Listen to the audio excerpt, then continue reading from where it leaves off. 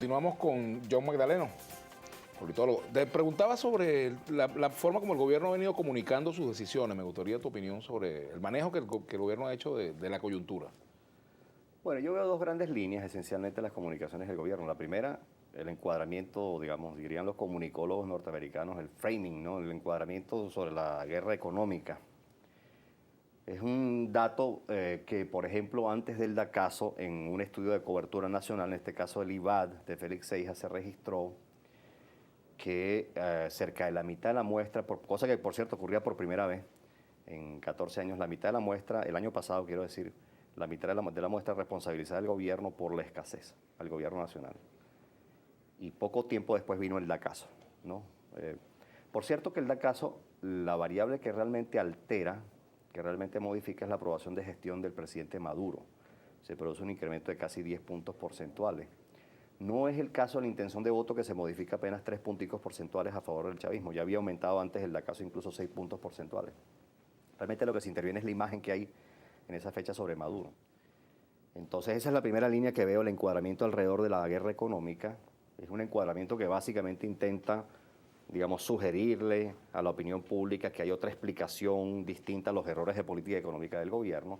Es una manera de diluir su responsabilidad, dado el hallazgo de que precisamente la mitad lo estaba acusando, señalando directamente por el problema de la escasez. Y el segundo encuadramiento que veo es que, bueno, cualquier cosa que haga la oposición o el sector privado, digamos, hay una suerte de desfiguración y magnificación también en la idea de transferir la responsabilidad a otros actores distintos del gobierno nacional. ¿Da resultados en alguna medida? No, la verdad es que lo que dicen los estudios de opinión es que no está resultando ni el encuadramiento de la guerra económica ni la transferencia de responsabilidad. Eso se llama transposición. Tú debes conocer un librito famoso, Francisco, también, de Jean-Marie Domenach, que se llama La propaganda política. Ahí está la transposición, la desfiguración. La otra cosa que ocurrió, y tengo que decirlo como absoluta honestidad intelectual, es que primero la oposición estimuló la iniciativa de un referéndum consultivo que luego quiso convertir en revocatorio. Entonces atribuyámosle a partes iguales la responsabilidad. Es decir, 6 meses fueron por aquí y 6 meses se ganó, digamos, el chavismo por otro lado, dilatando el proceso de las firmas, etcétera, etcétera. Luis Zambrano te pregunta, ¿cuál sería el tercer problema que entraría a pelear ese empate de seguridad y economía? Perdón, no entendí la pregunta. ¿Cuál sería el tercer problema que entraría a pelear ese empate entre seguridad y economía? Bueno, el que está de tercero es inflación, y la pregunta es buena porque el año pasado ese es el problema que registra el mayor crecimiento, digamos, en términos de su frecuencia. Eso arranca en las encuestas de Seijas, vamos a decir marzo, mayo del año pasado, como con 32% entrevistados señalándola como uno de los principales problemas, y termina en 42%. O sea, hay un crecimiento de 10 puntos porcentuales. Pero todavía está lejos de empatar a desabastecimiento e inflación, que están por encima de 70 ambos. Víctor José dice, las parlamentarias están a la vuelta. ¿Cuál es el mensaje de la muda al pueblo? Porque el PSUV es una máquina de convencimiento. Bueno, claro, vamos, es obvio que cualquier oposición en una circunstancia como esta, con un clima de opinión crecientemente negativo, intentará aprovechar esa oportunidad de oro que tiene. Esa es una oportunidad que no se presenta desde hace mucho tiempo para la oposición. Y yo me temo que ahí hay un asunto de definición estratégica que tendría que abordar la mesa y la oposición en general, porque últimamente se ha planteado el debate entre si se convoca un referéndum revocatorio, si se convoca una Asamblea Nacional Constituyente.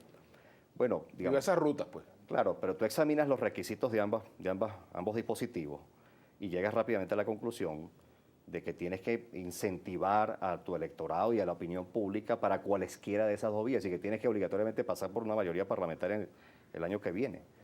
Entonces, claro, eso no es un desafío sencillo. Para eso se requiere mucha organización, para eso se requiere combatir, digamos, en estricto sentido político, quiero decir, combatir a la maquinaria no solo electoral del chavismo, que ha demostrado que ha sido eficiente en la mayor parte de los casos, sino que al mismo tiempo tiene que competir contra el Estado, porque las instituciones públicas efectivamente están detrás de la competencia electoral, la prefiguran, ¿sí? Aquí dice, pregúntale a cuál encuestadora le da más credibilidad en sus trabajos político-social.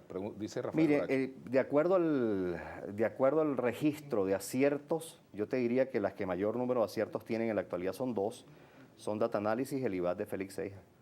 Son las que tienen el mayor récord de aciertos. Hay otras buenas, Datos, Consultores 21. Consultores 21 desafortunadamente tuvo una equivocación en el análisis de la data el año 2012 de la elección presidencial. Algo similar le ha pasado a Datos, pero en general son buenas encuestadoras. La data es buena. Los problemas se han cometido en el análisis de la data, creo yo. Aquí dice Ernesto López, amigo Vladimir, pregunto qué pasó con CICAT 2, que no adjudican y cada día son más las trancas con papeles que piden. Bueno, eso es otro tema, ¿no? John Magdaleno Vladimir Laguna anticipa dificultades para que el gobierno recupere su popularidad antes de las parlamentarias, dice Carlos Carpio. Sí, veo dificultades. No digo que no pueda ser posible. Ha habido escenarios en el que el gobierno revierte el clima de opinión, pero en este caso, examinando factores estructurales, problemas económico-financieros, el deterioro de algunas variables críticas para mí, como la identidad chavista, la autodefinición, la identificación partidista, sí, veo un clima de crecientes dificultades para el gobierno. No va a ser fácil. Ajá, dice Gabriel Camacho, si la aceptación del gobierno es negativa, ¿por qué este no busca cambiar el rumbo? ¿Hasta cuándo el diálogo y no las soluciones? Bueno, por estas dos razones que digo, el gobierno está atrapado en un dilema. Primero, si implementa los cambios a fondo, puede perder su base de apoyo aún más significativamente. La oposición, el liderazgo de la oposición, ¿tiene, digamos, en este momento la oposición un liderazgo que marque una ruta, un rumbo claro?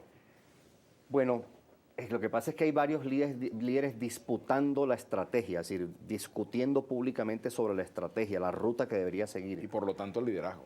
Y eso, por supuesto, envía un mensaje que puede ser interpretado como confuso. Entonces, repito, ahí hay un problema, por eso decía antes, ahí hay un problema de clarificación estratégica que habría que abordar primero, ¿no? Y además, por supuesto, que hay unas disputas entre los líderes de oposición. Este año la vimos con mucha claridad. El rol de la MUD en este momento, ¿cómo lo ves? Bueno, están paradas las conversaciones sobre la reestructuración. Me parece que ese es un tema que debería ser abordado. Es obvio que en algún momento tendrá que discutir acerca de las postulaciones, ¿no? Y eso es un tema ciertamente sensible para los partidos. El paso de Ramón Guillermo Aveledo a Jesús Torrealba, ¿cómo lo analiza? Bueno, me parece que es una buena señal, Vladimir, en el sentido de que Chugo Torrealba, digamos, es leído como un individuo que tiene, digamos, un mayor interés por aproximarse a los estratos bajos y también, como se dice en comunicación política, por triangular con el chavismo, por aproximarse por lo menos al chavismo moderado, ¿no? Y yo creo que eso es correcto, es decir, envía una señal que es correcta. Un viejo comunicólogo dijo hace años, el medio es el mensaje.